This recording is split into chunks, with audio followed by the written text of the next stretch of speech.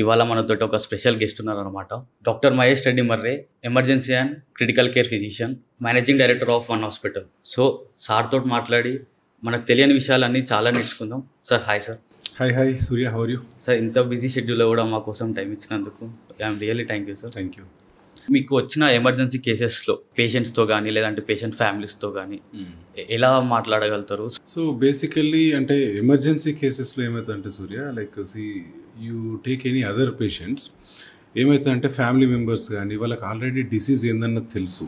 So they are well prepared వాళ్ళకు. So what is going అన్న treatment గురించి terminology కానీ ఇవన్నీ చాలా ఐడియా ఉంటుంది.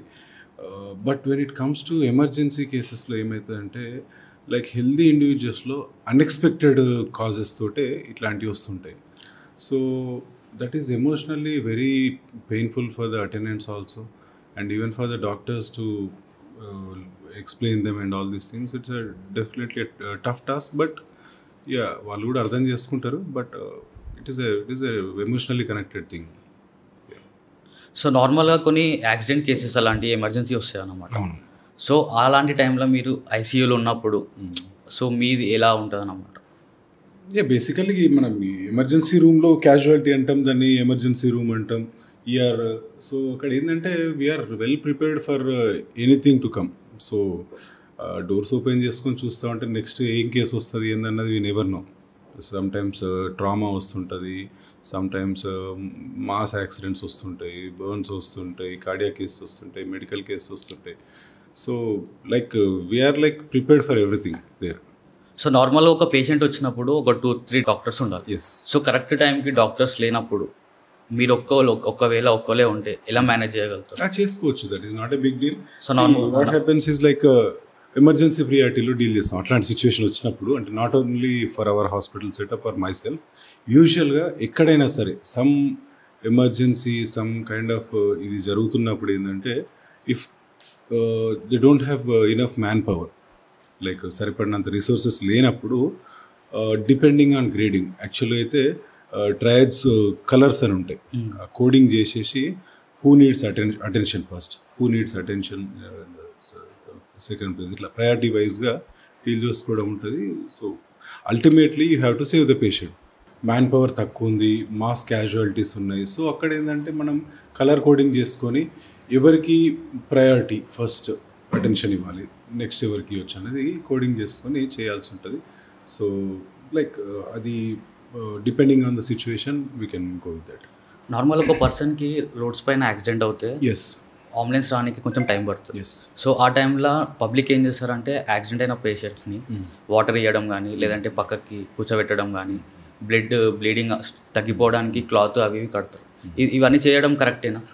యా, అంటే ఎంతో డెఫినెట్గా కొన్ని విషయాలు తప్పకుండా చేయాల్సిందే. ఎందుకంటే బ్లీడింగ్ అనేది కంపల్సరీ ఆపాల్సిందే. అది not only in the scene of accident, anywhere ఎక్కడైనా సరే whenever there is bleeding you should definitely try to stop it.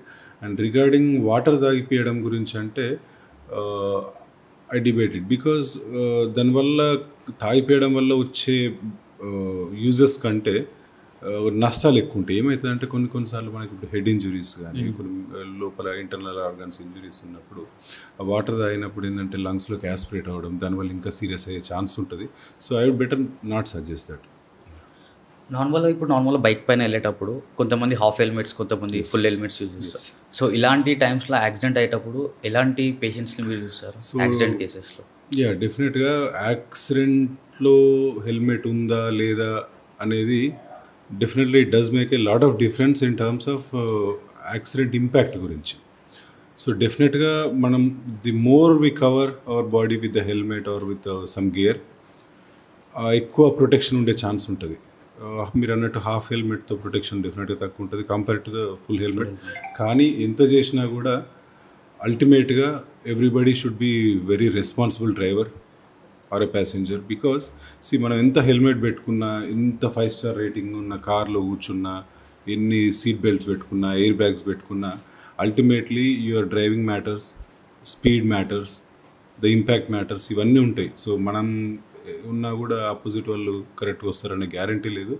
So డెఫినెట్గా మన జాగ్రత్తలో మనం ఉండాలి. But on top of it ఈ గేర్ అన్ని పెట్టుకుంటే chances of survival in case of accident is much more. చాలా మంది యూత్ కూడా హెల్మెట్ పెట్టుకుంటే హెయిర్ ఫాల్ అవుతుంది అని చెప్పేసి Yes. హెల్మెట్ ఇగ్నోర్ చేస్తారు అన్నమాట. అవును తప్పలేదు. Hair is more precious than their life అనుకుంటే నో ఇష్యూస్. రైట్. ఇన్ని ఇయర్స్ ఎక్స్పీరియన్స్లో ఏదన్నా ఆపరేషన్ ఇది నేను చేయలేను అని చెప్పేసి అనిపించింది. So basically I'm not a surgeon. So operations నేను చేయను. So what I deal with is like emergency cases, critical cases, ICU cases, these kind of cases.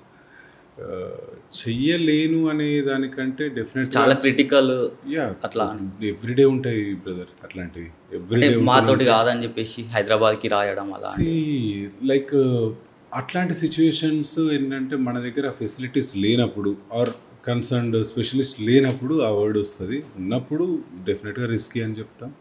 So they want కొన్నిసార్లు ఏమవుతుందంటే ఎమోషనల్గా చాలా క్యారీ ఉంటుంది కాబట్టి గ్యారంటీ అనేది నో బడీ కెన్ గివ్. నార్మల్గా ఎమర్జెన్సీ ఫిజిషియన్ అంటే నార్మల్ హాస్పిటల్ నుంచి ఏ కాల్ వచ్చినా ఎమర్జెన్సీ ఏది వచ్చినా మీరు ఆన్ ది స్పాట్ వెళ్ళాల్సి వస్తుంది. సో డాక్టర్సే చెప్తారు అన్నట్టు హెల్త్ గురించి, టైంకి పండుకోవాలి, టైంకి తినాలని చెప్పేసి. అలాంటిది మీరు ఫాలో కాదు కదా? డెఫినెట్గా అది సామెత ఉంటుంది కదా, లైక్ పండించేవాడికి అదే ఫుడ్ తింటాడా సంథింగ్ అట్లా. డెఫినెట్గా హెల్త్ గురించి మంచిగా ఉండాలని చెప్పడం వేరు, ఫాలో అవ్వడం వేరు. So I can say I'm a good doctor, not a good patient. Right అట్లా. సో డెఫినెట్లీ అవన్నీ డాక్టర్సే చెప్తారు. బట్ ఫ్రాంక్లీ స్పీకింగ్ డాక్టర్స్ చాలా హార్డ్ వర్క్ చేస్తారు సూర్య. ఫర్ మెనీ పీపుల్ ఈవెన్ టైంకి ఫుడ్ తీసుకోవడం కానీ టైంకి నిద్రపోవడం అనేది it is like almost impossible things, practically impossible thing. మిగతా జాబ్స్ లాగా వీక్ ఆఫ్స్ ఇట్లా టైం టు టైం డ్యూటీస్ అట్లాంటివి ఏముండే. Definitely it is a very stressful job. But అంత స్ట్రెస్ మిగతా వాళ్ళకు ఉండొద్దనే చెప్పడం. But definitely it's bad practice, మంచిది కాదు హెల్త్కి. యాజ్ ఎ డాక్టర్గా వన్ డే మీ లైఫ్ ఎలా ఉంటుంది in a day? Depends. Like some days చాలా బిజీ ఉంటాయి, సమ్ డేస్ కొంచెం బెటర్గా ఉంటాయి. You never know what throws అని. ఐ మీన్ ఏ టైంలో ఏమొస్తుందో మనకు డెఫినెట్గా తెలియదు. Well prepared for everything what ever it comes. ఇంతకుముందు మా టీమ్ తోటి డిస్కషన్ చేసేటప్పుడు ఇది ఒక టాపిక్ వచ్చిందంట. 2019 to 20 డ్యూరేషన్లో డెంగ్యూ ఫీవర్ తెలంగాణని. సో ఆ టైంలో సిచ్యువేషన్ ఎలా ఉండేది? సిచ్యువేషన్ వాజ్ లైక్ అంటే అప్పుడు లైక్ చాలా మందికి వచ్చింది. ఇప్పుడంటే సరే ప్లేట్లెట్స్ తగ్గడం, డెంగ్యూ అనేది వెరీ కామన్ అయిపోయింది. దాన్ని ఏమంటారు సివియారిటీ కూడా ఒక అప్పటంత లేదు. ఒకప్పుడు బాగా సివియర్ ఫామ్లో ఉండేది. అందులో బేసిక్ ఏంటంటే మనకు స్టేజెస్ ఉంటాయి. ఓన్లీ ఫీవర్ వచ్చే స్టేజ్, ఫీవర్ విత్ ప్లేట్లెట్స్ తగ్గడం, ప్లేట్లెట్స్ తగ్గి నెక్స్ట్ స్టేజ్లో పాలిసిరోసైటిస్ అంటారు, అంటే స్టమక్లో ఊపిరితిత్తుల్లో నీరు జమ కావడం. దాని తర్వాత స్టేజ్లో ఇంకా సివియర్గా బ్లీడింగ్ అవ్వడం. దాని తర్వాత స్టేజ్లో షాక్ సిండ్రోమ్ అని చెప్పి డెంగ్యూ షాక్స్ ఇట్లా ఉంటాయి. సో లైక్ ఏ స్టేజ్లో ఇఫ్ యూ ఇంటర్వ్యూన్ అంటే పేషెంట్కి కానీ ఎంబడున్న వాళ్ళకి కానీ డాక్టర్కి కానీ ఎంత ఎర్లీగా ట్రీట్మెంట్ చేసుకుంటే అవుట్కమ్స్ అంత బాగుంటాయి. సో అంతే తప్ప ఇట్ ఈస్ నాట్ లైక్ ఏదో I did some miracle or somebody else did some miracle అట్లా ఏముండదు. అందరిచ్చే ట్రీట్మెంట్ అదే ఉంటుంది. Maybe I was lucky. ఒకవేళ doctor Mahesh doctor profession choose చేసుకోకపోతే వేరే ప్రొఫెషన్ ఏదన్నా? డ్రైవరా? ఈ మధ్య డాక్టర్స్ అందరు యాక్టర్స్ అవుతున్నారు, యాక్టర్స్ మాత్రం డాక్టర్స్ అవుతున్నారు. అవును, I think you said I little wrong. Doctors actors అవుతున్నారు, బట్ యాక్టర్స్ ఎవరు డాక్టర్స్ అవ్వట్లేదు. So it is a difficult profession డెఫినెట్గా. మేబీ అక్కడికి వచ్చిన తర్వాత కొంతమందికి యాక్టింగ్ మీద ఇంట్రెస్ట్ కలిగి ఉండొచ్చు, కానీ ఇంతకుముందు డ్రైవర్ అని చెప్పారు. డ్రైవర్ ఎందుకు చూస్? డ్రైవింగ్ అంటే ఇష్టం నాకు యాక్చువల్గా. అంటే నా ఒపీనియన్ ఏంటంటే నార్మల్గా డాక్టర్ ప్రొఫెషన్ ఉండి కూడా డ్రైవింగ్ చేయొచ్చు. నార్మల్గా వీకెండ్స్ అవ్వకపోయి ఉంటే ప్రొఫెషనల్లీ అది తీసుకునేవాడిని అంటున్నా, just for fun. So basically అంటే వాట్ ఐ బిలీవ్, లైఫ్లో a person who can drive very well, balance drive చేసేవాళ్ళు లైఫ్ కూడా బ్యాలెన్స్ చేస్తారని ఒక నమ్ముతాను నేను. యాక్చువల్గా సేయింగ్ కూడా ఉంది. సో డ్రైవింగ్ అంటే ఒకటి గుర్తుకొచ్చింది. నార్మల్గా చాలామంది ఏం చేస్తారంటే సీట్ బెల్ట్ పెట్టుకోవడం బద్ధకంతో బ్యాక్ సైడ్ నుంచి సీట్ బెల్ట్ పెట్టేసి ఇలాంటివి పెట్టినప్పుడు డమ్మీస్ పెడతారు. డమ్మీస్ పెడతాం, సౌండ్ వస్తుంది, టెక్నాలజీ రాకుండా. సో ఇలాంటి కేసెస్ యాక్సిడెంట్స్ అయినప్పుడు ఏముంటుంది బ్రదర్, ఇప్పుడు నార్మల్గా సీట్ బెల్ట్స్ పెడితే ఎయిర్ బ్యాగ్స్ ఓపెన్ అవుతాయి. ఎయిర్ బ్యాగ్స్ ఓపెన్ అయితే డెఫినెట్గా కొన్ని వెహికల్స్లో without seat belt also open అవుతాయి. Thing is that chance of impact అనేది సీట్ బెల్ట్ పెట్టుకుంటే తక్కువ ఉంటుంది. బాడీ మీద. అది లేనప్పుడు ఎటు రోల్ అయ్యేది తెలియదు, ఇంపాక్ట్ ఎక్కడ వచ్చేది తెలియదు, ఎటు పడేది తెలియదు, ఎక్కడ యాక్సిడెంట్ అయ్యేది తెలియదు, ఎక్కడెక్కడ ఇంజురీస్ అయ్యేది తెలియదు. డెఫినెట్గా ఇంపాక్ట్ ఎక్కువ ఉంటుంది. సీట్ బెల్ట్ జుగాడ్లు వేస్తే యాక్సిడెంట్ కూడా మన మీద జుగాడే చేస్తుంది లైఫ్ ఆల్సో.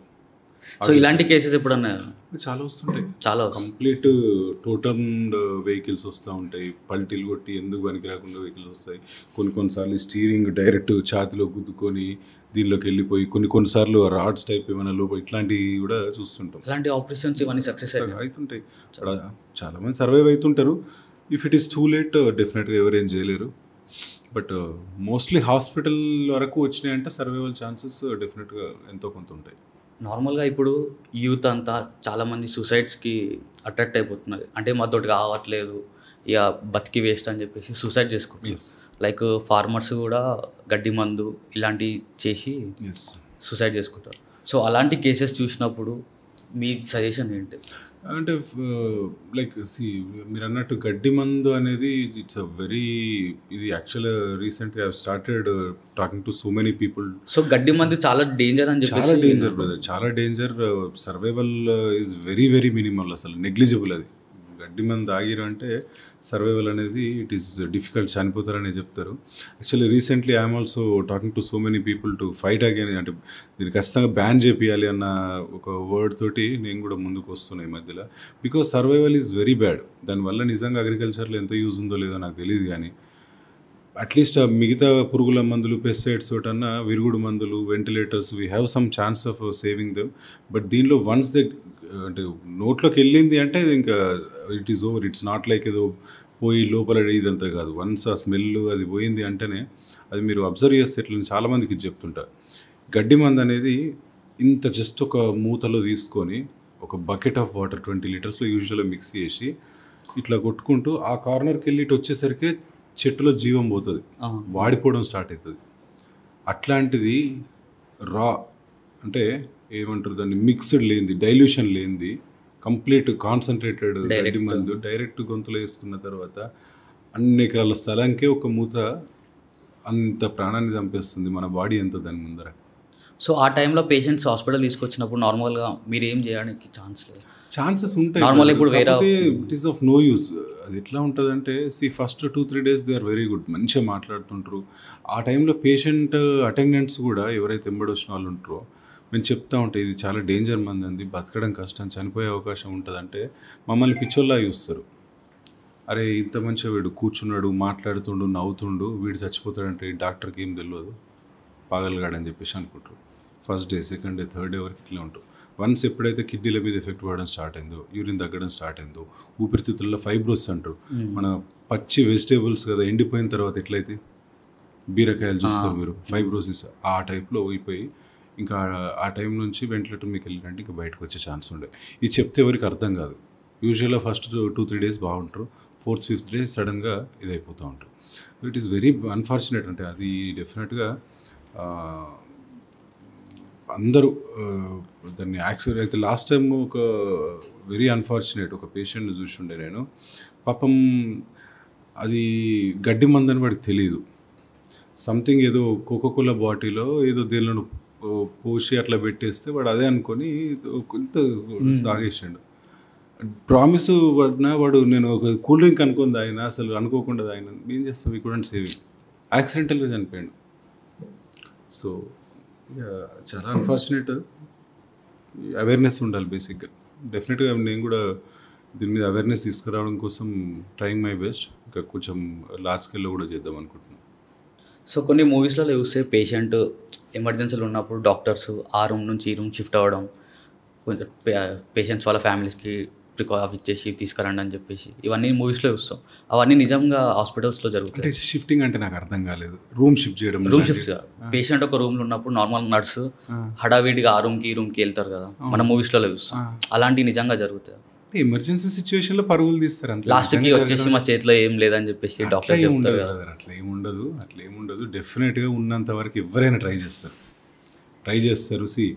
హాస్పిటల్లో వచ్చే పేషెంట్స్కి, డాక్టర్స్కి కానీ, స్టాఫ్కి కానీ, ఇంకెవరికి కానీ వాళ్ళు ఏం గెట్టు పంచాయతీలు కాదు, పాలల్లో పంచాయతీలు కాదు, ఊళ్ళో పక్కింటి గొడవలు ఉండే.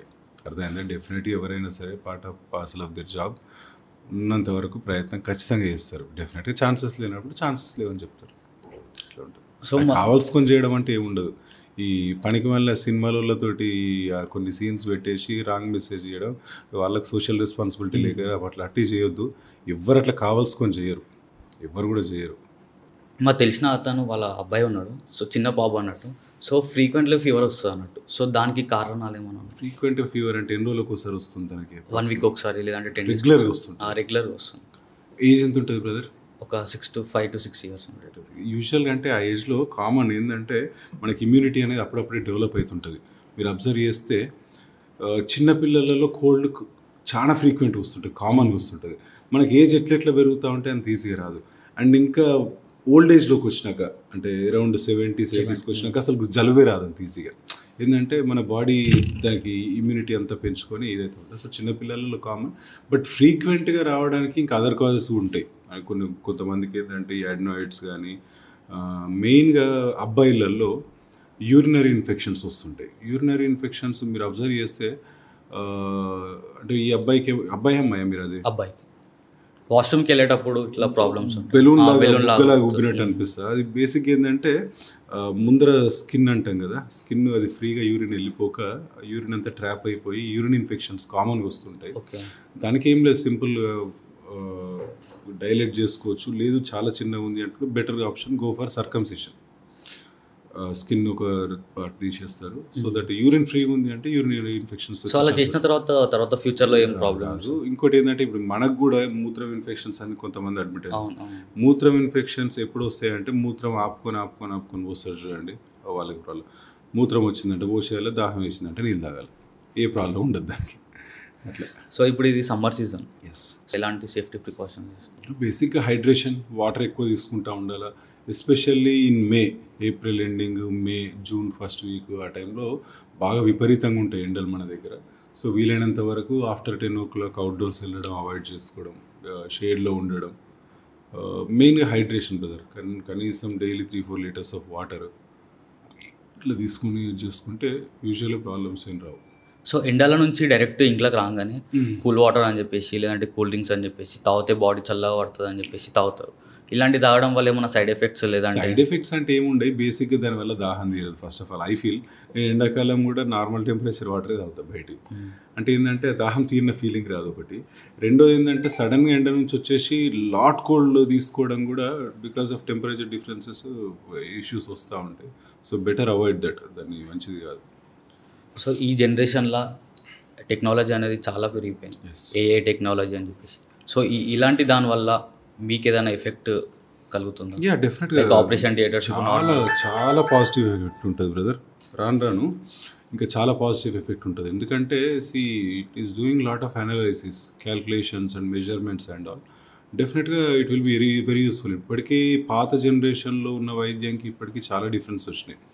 ఇప్పుడు now I'm sitting here talking to you, నా ఐసీయూలో ఉన్న వెంటిలేటర్ పేషెంట్స్ పారామీటర్స్ ఎట్లున్నాయన్నది I can see it in my phone.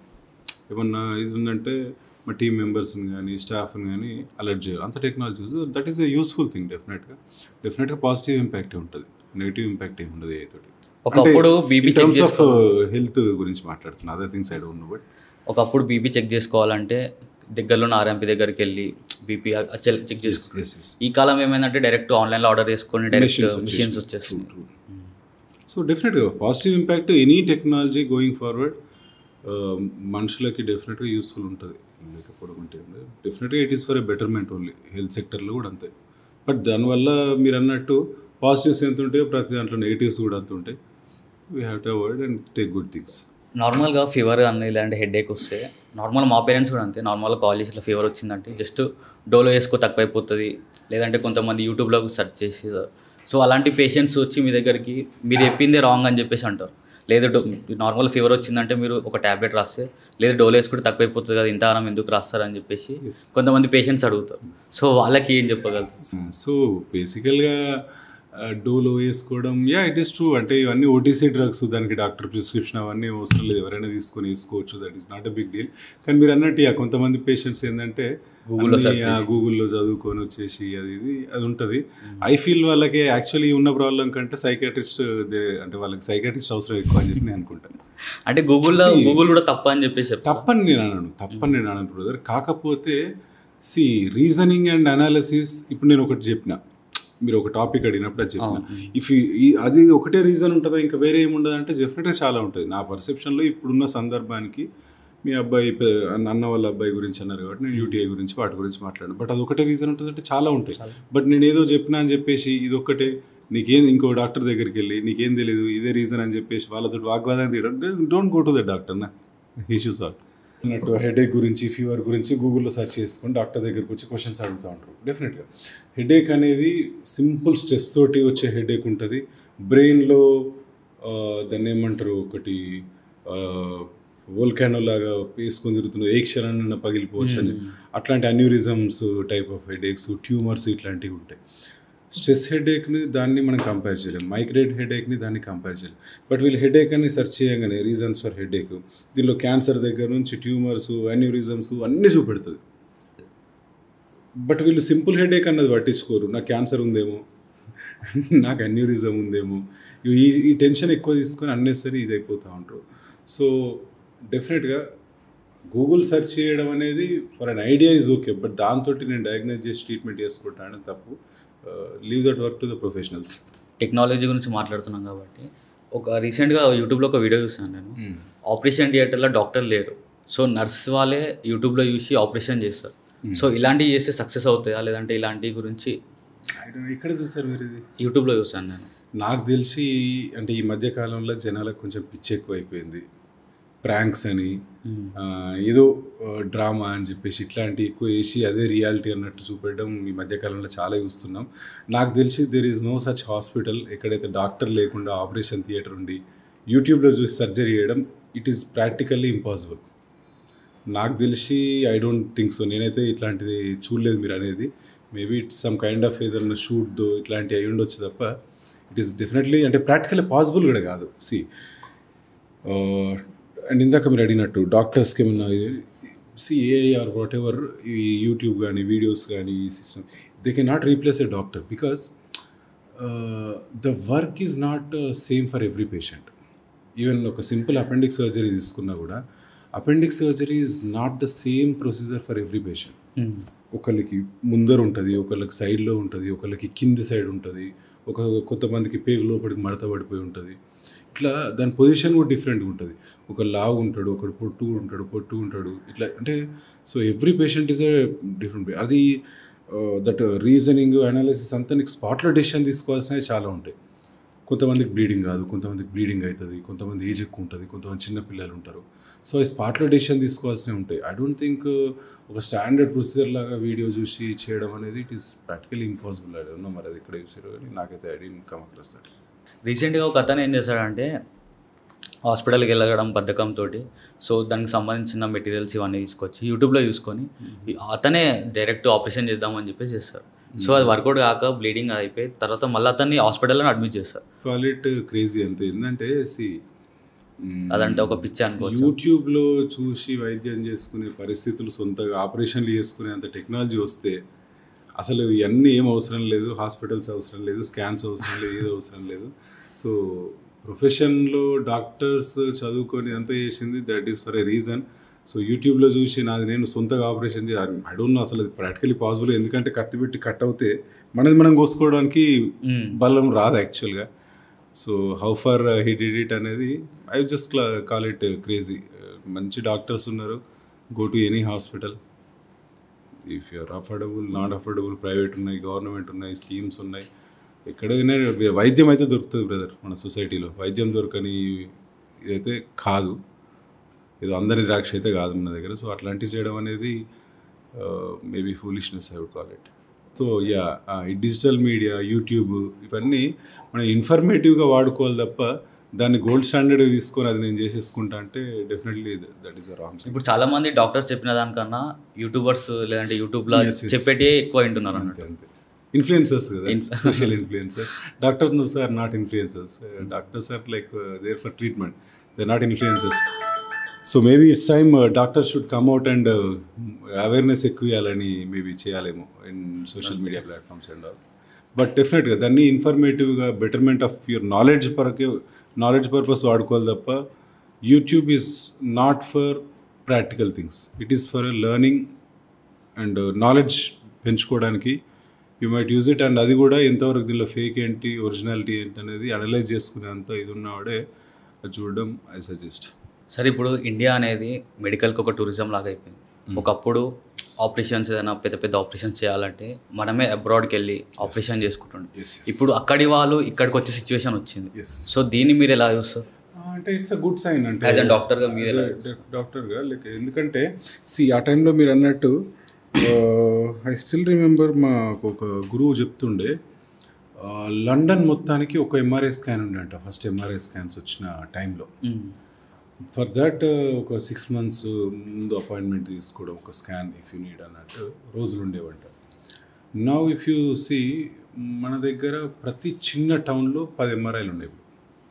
So దీన్ని పాజిటివ్గా తీసుకోవాలి, నెగిటివ్గా తీసుకోవాలంటే డెఫినెట్గా పాజిటివ్గానే తీసుకోవాలి. నెగిటివ్ ఇన్ ద సెన్స్ కొంతమంది కమర్షియలైజ్ చేసి ఉండొచ్చు దాన్ని. సో పాజిటివ్గా తీసుకోవాలి. రెండోది ఏంటంటే ఆ పాతకాలంలో మీరు అన్నట్టు గుండె ఆపరేషన్లు ఏదన్నా కూడా అమెరికాకి వెళ్ళడం అట్లాంటివి, అప్పుడు మన దగ్గర బేసిక్గా రీసోర్సెస్ లేదు, టెక్నాలజీ లేదు, ఎక్విప్మెంట్ లేదు. దాని తర్వాత ఏమైందంటే రాను ఎప్పుడైతే ఆ ఎక్విప్మెంట్ మన దగ్గరకు వచ్చిందో, India has a wonderful doctors, యాక్చువల్గా very talented doctors. And moreover ఏంటంటే మన దగ్గర ఉన్నంత ఎక్స్పోజర్ వేరే కంట్రీస్లో డాక్టర్స్కి ఉండదు. Maybe it might be because of ఒకప్పుడు ఉన్న డాక్టర్ షార్టేజ్ కావచ్చు, మన పాపులేషన్ ఎక్కువ ఉండొచ్చు, ఎక్స్పోజర్ అనేది మనకు చాలా ఎక్కువ.